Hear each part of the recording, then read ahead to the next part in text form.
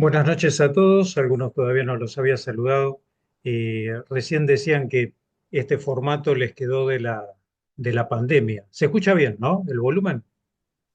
Perfecto. Que les quedó el formato de esta reunión de la pandemia y es como que todas las iglesias algo le quedó de la pandemia. A mí personalmente lo que me quedó fue un poco el tema del encierro. Si entro a la iglesia y no veo ventanas abiertas, me pongo nervioso. Me quedó de la pandemia, pero es como que uno se acostumbraba siempre a tener esos ambientes con ventilación asegurada. Y hoy con el aire acondicionado eso no es un problema, pero como que me quedó esa cosa de mirar siempre qué ventana está abierta y qué no. Así que es como que todos heredamos un poquito de esa época. Hace poquito estábamos reunidos en un grupo de trabajo de la iglesia, eh, donde muchos hermanos, matrimonios más que nada, ministramos con los chicos jóvenes y pasó una situación que nos tomó un poquito de sorpresa a todos y es que finalizada la programación, uno de los matrimonios que está al frente que estaba al frente de este equipo de trabajo nos comunicó que se retiraba de, de esa, de ese frente de trabajo, ¿no? Para poder dedicarse a otras cosas. Eh, Me quedó un poquito, me llamó la atención que obviamente cuando lo anunciaron con no poca pena, porque llevaba muchos años trabajando con el equipo de jóvenes. De hecho, estamos hablando de décadas prácticamente, y de pronto dejar eso se les hizo también un momento muy especial.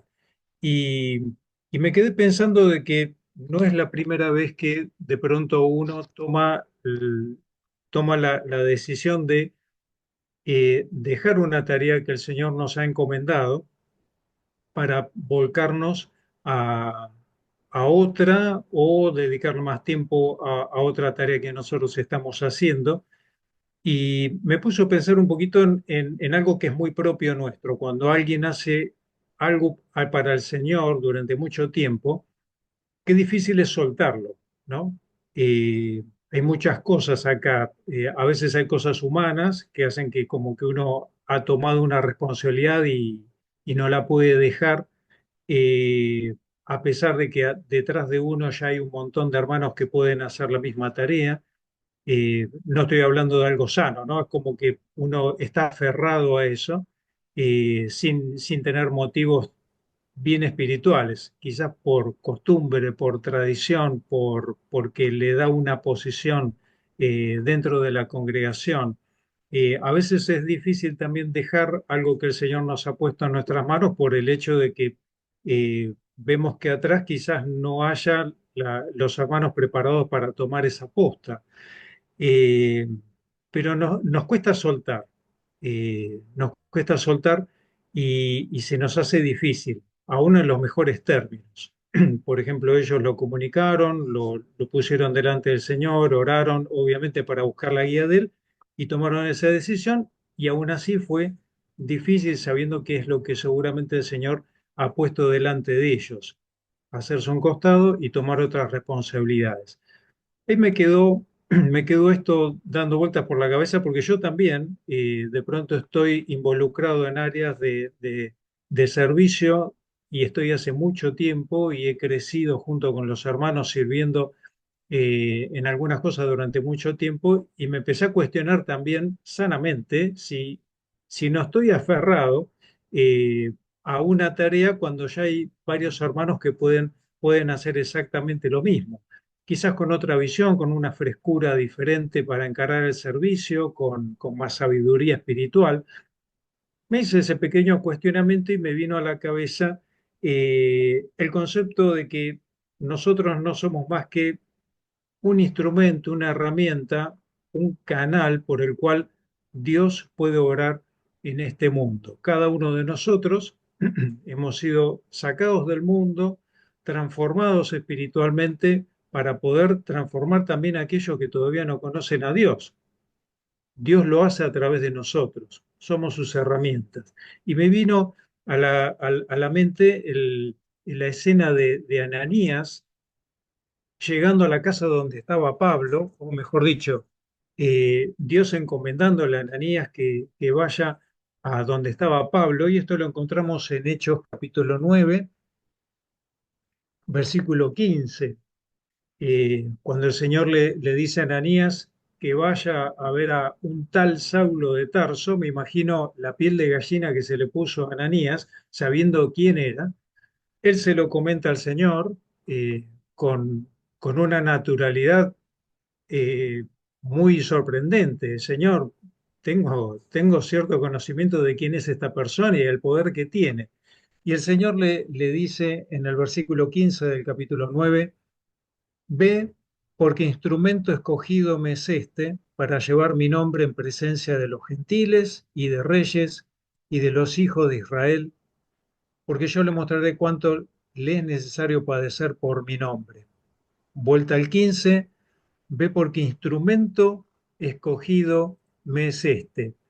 eh, no era, no era cualquier persona, era un instrumento escogido. La palabra que usa acá, o el concepto que usa eh, Pablo al escribir, perdón, el escritor al escribir esto, es de un vaso seleccionado, una vasija que ha sido seleccionada especialmente, algo que se ha tenido el cuidado de elegir entre otros para un uso muy particular. Y eso me llevaba al concepto de la herramienta, porque esta palabra donde acá él habla de instrumento se puede interpretar también como herramienta, se puede interpretar como vasija, incluso se le puede dar el sentido de esposa, pero esposa como quien ayuda al marido. Eh, Tiene también esa acepción, pero las acepciones más, digamos, cercanas a lo que acá expresa es la vasija, instrumento o la herramienta. Y pensaba que una herramienta, y acá veo muchos varones, y por qué no las mujeres también, porque usan distintas herramientas. Las herramientas no están hechas para hacer cualquier tipo de tarea. Las herramientas están hechas específicamente para una cosa. Si es un martillo, es para golpear; si es un destornillador, es para sacar o poner tornillos; si es algún tipo otro de herramienta de corte para cortar distintos materiales. No se puede cortar una lata con una tijera colegial. Y así cada herramienta tiene un uso particular y ha sido separada para ese uso. De la misma manera, el Señor separó a Pablo, seleccionó a Pablo para transformarlo de una espada de guerra a transformarlo en una herramienta de llevar eh, a Dios al corazón de las personas que estaban lejos de Dios, primero porque no eran del pueblo judío, especialmente los gentiles. Y en esto de ser una herramienta, eh, me quedé pensando también en cómo el Señor nos usa a nosotros. Y cómo es esto de que de pronto puedo servir mucho tiempo en una cosa y después puedo servir en otra. Y encuentro, por ejemplo, que hay un requisito indispensable para poder serle útil al Señor. Y obviamente hay muchos requisitos, pero en 2 capítulo 2, si me acompañan, 2:21, el Señor marca un requisito hablando justamente con Timoteo, y hablando de algunos pecados que había en la congregación que él recomendaba atacar y poder solucionar.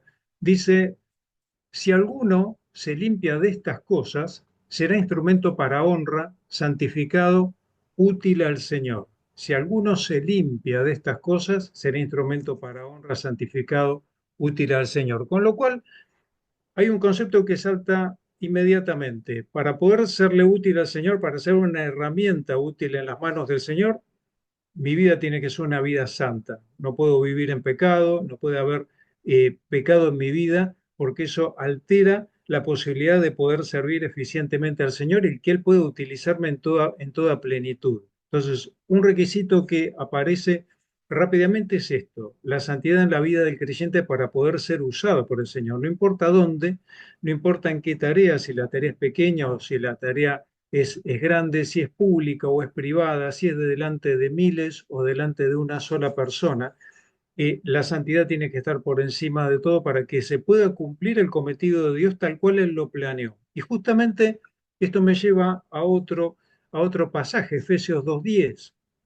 Efesios 2:10 nos dice de que no solamente necesito de la santidad para servir al Señor, sino que el Señor ha planeado para mí cosas desde antes de que yo fuera creado. Efesios 2:10 dice, porque somos hechura suya, creados en Cristo Jesús para buenas obras, las cuales Dios preparó de antemano para que anduviésemos en ella. Y acá no está hablando de una selección de los hermanos, de una parte de la iglesia, acá está hablando de todos los creyentes, todos aquellos que hemos puesto nuestra vida en manos del Señor y que queremos que Él nos use y hemos creído en Él como nuestro Salvador. Todos vamos a ser útiles en la mano de Dios. No hay alguno que no esté apto para servir. Si el creyente, si la persona ha creído y tiene a Cristo como su Señor y Salvador, es una herramienta preparada para servir a Dios. Cuando uno cree en el Señor Jesucristo y ha adoptado a Dios como Padre, entonces ahí nos transformamos en una herramienta y está en nosotros y en lo que nosotros nos propongamos espiritualmente de depender de Dios, de aprender de Dios y de crecer en las manos de Dios, de que seamos esa herramienta útil. Todos vamos a ser herramientas en las manos de Dios. Todos podemos hacerlo mientras en nuestra vida haya la santidad necesaria para poder cumplir con el cometido de Dios. Y no hay límite para servir, no hay límite de edad para servir. Uno puede servir desde jovencito, cuando se ha entregado a Dios, puede hacerlo en su juventud, en su adultez, y puede hacerlo hasta los últimos días de su vida, porque el Señor lo permite de esta manera. Lamentablemente quizás la sociedad muestra otra cara con respecto al tema de la edad, ¿no? Y ahora está muy en boga porque como ha aumentado notablemente la calidad de vida de las personas mayores y la expectativa de vida se ha alargado, hay un conflicto porque tradicionalmente el anciano no es de utilidad para la sociedad, pero resulta que ahora los ancianos gozan de mejor salud, gozan de vidas más largas y siguen siendo útiles. Hay como una crisis ahí, no solamente del sistema de jubilaciones, sino del sentir general de las sociedades, donde las personas mayores siguen siendo activas, siguen siendo útiles y cuánto más para servir al Señor todavía. Pero hay una realidad, y esta realidad tiene que ver con que el Señor nos usa, pero en ese uso que el Señor nos da, nos hace de nosotros, perdón, nos vamos gastando, y esto lo digo entre comillas, ¿no? Nos vamos desgastando en cuanto el Señor nos va usando. Y esto me vino por el hecho de que, claro, cuando los hermanos que mencionaba al principio dijeron, vamos a hacer un paso al costado, ellos mostraban también o dijeron tener cierto desgaste de todo lo que fue la actividad que hicieron durante años. Pero no lo decían con remordimiento ni con pena, sino como algo natural, como que cumplieron un ciclo. Y esto es verdad. Servir al Señor tiene un costo. Servir al Señor no es poco, ni tampoco es gratuito. Alguien dijo, y es muy difundido, si uno quiere una vida cómoda, no tiene que ser cristiano porque justamente la vida del cristiano no es una vida cómoda. Dios permanentemente nos saca de nuestro lugar de comodidad para ponernos en tareas desafiantes. Hay una parábola muy conocida, no tiene sentido, sí, podemos leerla, perdón, son tres versículos. Lucas 15, del 8 al 10, la parábola de la moneda perdida, donde encontramos una mujer empeñada en una tarea,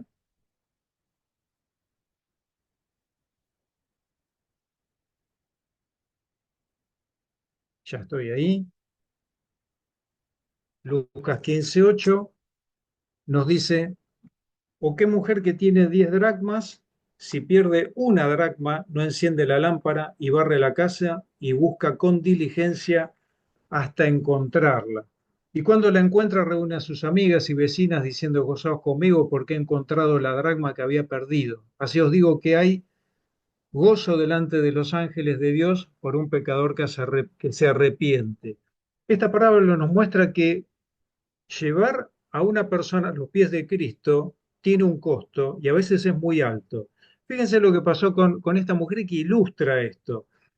Perdió una moneda, ¿no?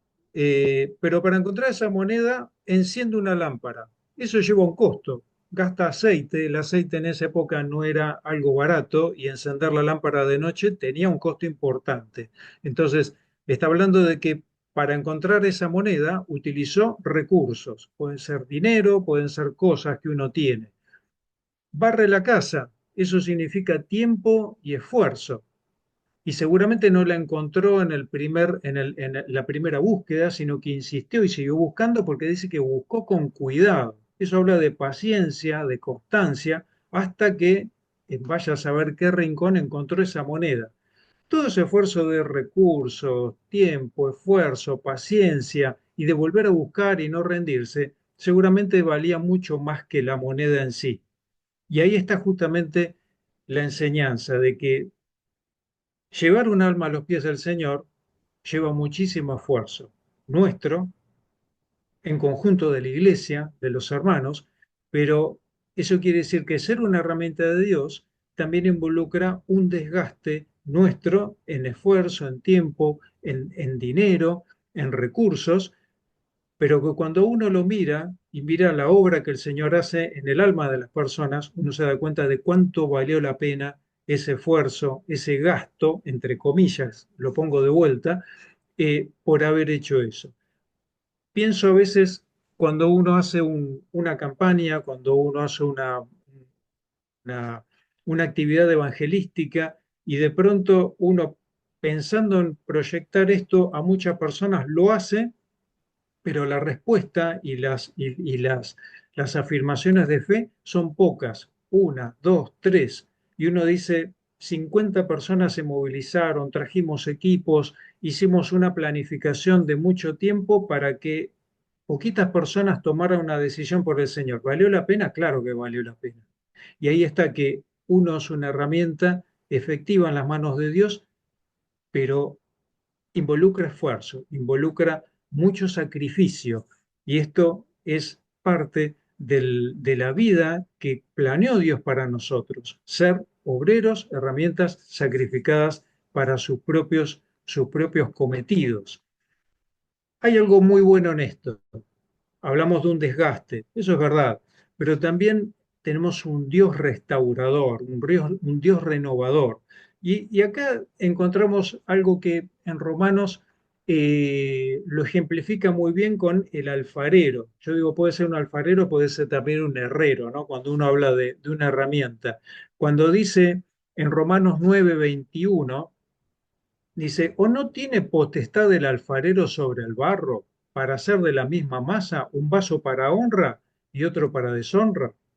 Y acá encontramos algo que es verdad. El alfarero hace la pieza y si la pieza sale mal, se quiebra, vuelve sobre la misma masa y la hace de vuelta hasta que esa pieza sale bien.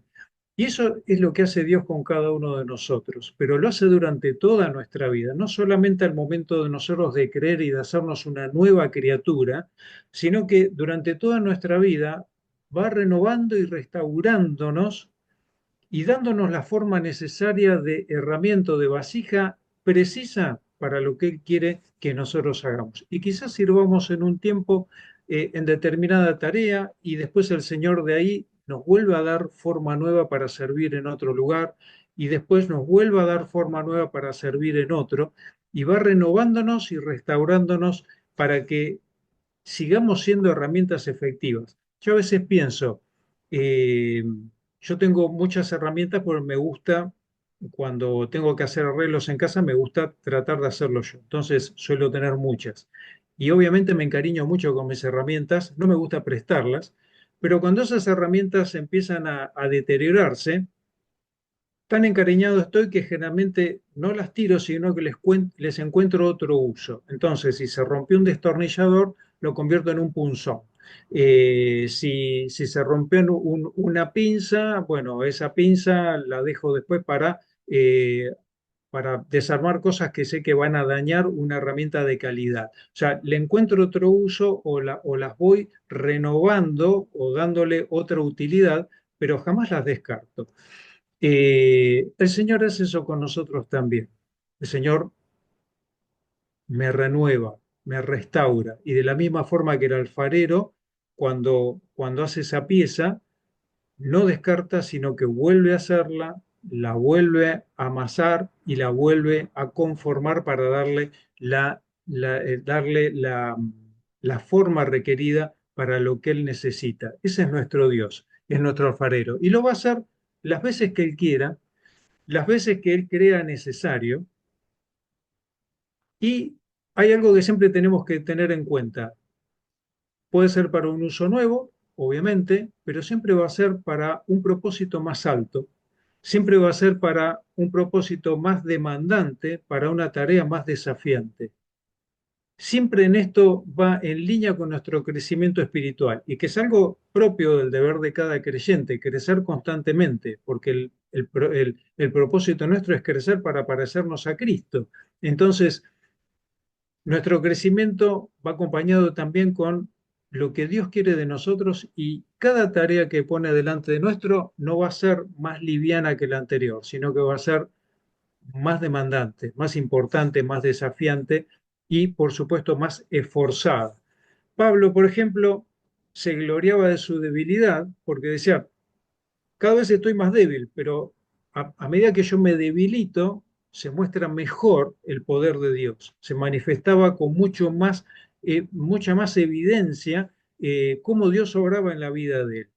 Y un ejemplo de esto, yo le digo a este personaje bíblico tan clave del Antiguo Testamento como la multiherramienta de Dios. Y este es Nehemías.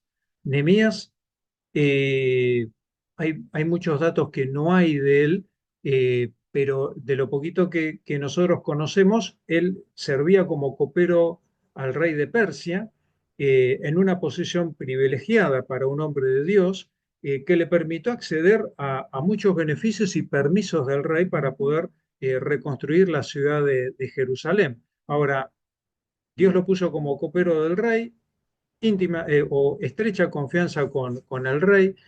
eh, Después terminó siendo gobernador de Jerusalén, líder y constructor, reformador social y religioso, porque fue a las leyes, fue también a la palabra de Dios y también fue organizador, defensor general de ese ejército que defendía la ciudad. Fíjense todos los roles que él fue asumiendo, porque tranquilamente él podría haber sido de copero del rey, encargarse de levantar los muros y su tarea ya estaba hecha, pero él siguió. Dios fue poniéndolo en otras tareas cada vez más demandantes. Y esto en tiempo es lo que se estima. Se cree que tendría unos 27 años cuando él trabajaba como copero del rey. Cuando él escucha los problemas de los judíos que estaban viviendo tristemente en Jerusalén, ora a Dios y ahí es cuando empieza esta relación con el rey que le da el permiso para ir a reconstruir los muros. Tendría 28 años cuando fue enviado a Jerusalén, planifica, construye y gobierna durante 12 años ahí. Tendría 40 años cuando regresa a Persia. Acuérdense que él seguía al servicio del rey, tenía sus permisos, pero tuvo que volver para seguir sirviendo al rey. Ahí pasa otros 9 años en Persia y vuelve, ahora con 49 años, más o menos 50 años, regresa y gobierna otros tantos años que no están en ningún lugar de la Biblia, no lo dice, pero regresa y gobierna otros tantos años y fallece a los 70. Se fue joven. Ahí hay un hombre que fue utilizado intensamente por el Señor y se fue relativamente joven para la edad de las personas que servían en ese momento. Pero fíjense cuántos años el Señor lo utilizó y en distintas tareas y cómo Él fue transformando a ese copero en un planificador, en un constructor, en gobernador, en líder militar, en reformador de la sociedad, en líder religioso y principalmente en defensor de todo aquello que se estaba haciendo. Son muchas tareas, pero él las fue tomando con total naturalidad a la medida que el Señor lo ponía por delante. ¿Cuál es la lección a nosotros? No tenemos nunca que rechazar el llamado de Dios. Cuando el Señor nos llama a hacer otra cosa, el Señor nos está poniendo en el lugar que Él nos necesita, no el que necesitamos nosotros, en el que Él nos necesita. Sí, aunque hayamos servido en determinada tarea 10 años y nos sintamos muy eficientes, si el Señor nos llama a hacer otra cosa, es como pasa con Nehemías, dejamos una cosa, dejamos la herramienta de construcción y tomamos la espada. Entonces, en un momento él tuvo que dejar la espada y tomar el mando para gobernar. De la misma manera, nosotros nunca debemos desobedecer el llamado de Dios. De la misma manera que Pablo, durante todo su derrotero, el Señor le iba dictando qué ciudades podía ir y cuáles no, y él acataba exactamente lo que el Señor le decía. Él obedecía y donde era llamado, iba, y donde le era negado, él obedecía perfectamente a Dios.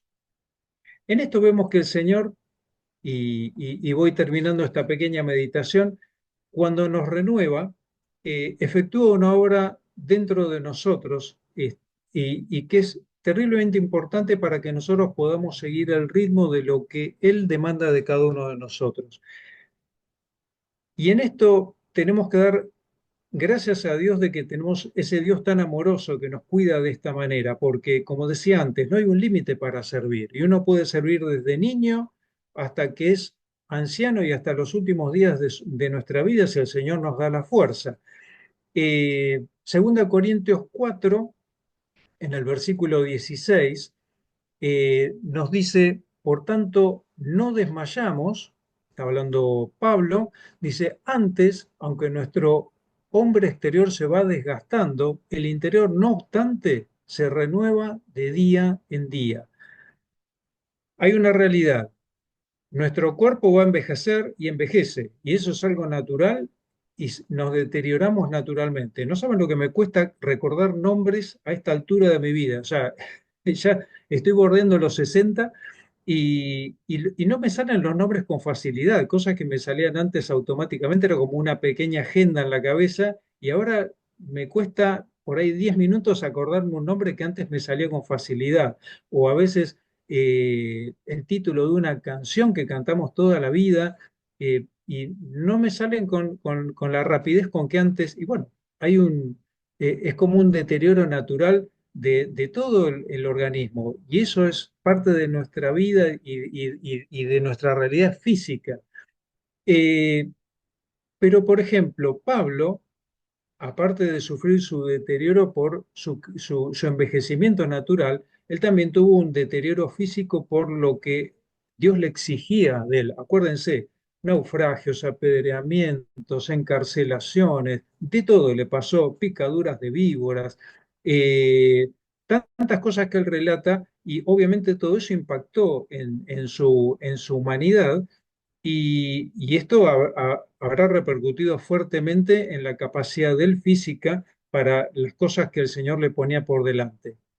No somos Pablo, nosotros no tenemos la posibilidad de hacer esos derroteros terribles que él hacía por el mundo conocido, pero sí es realidad que la sociedad en la que nosotros vivimos, el mundo donde el Señor nos ha puesto para, para trabajar para Él, es cada vez más reacio a la palabra de Dios, cada vez se pone más desafiante a las cosas que tienen que ver con Dios y el servicio entonces también se hace cada vez más arduo. Por lo tanto, nosotros envejecemos, pero muchas veces el rigor del servicio que nosotros prestamos a Dios también nos impacta en nuestra salud. Es innegable esto. Y si uno realmente se compromete y sirve como el Señor quiere, este deterioro va a ser mucho más notorio.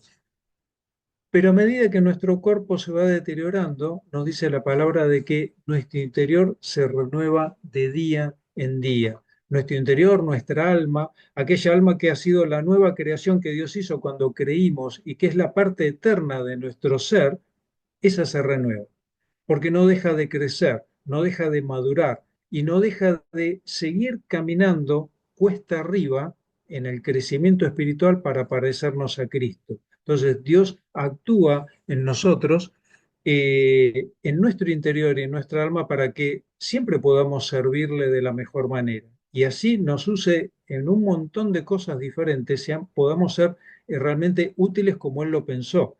Dice y con esto voy cerrando. Efesios 3 16 al 20 dice, para que os dé conforme el Señor a las riquezas de su gloria, el ser fortalecidos con poder en el hombre interior por su espíritu. Ahí está.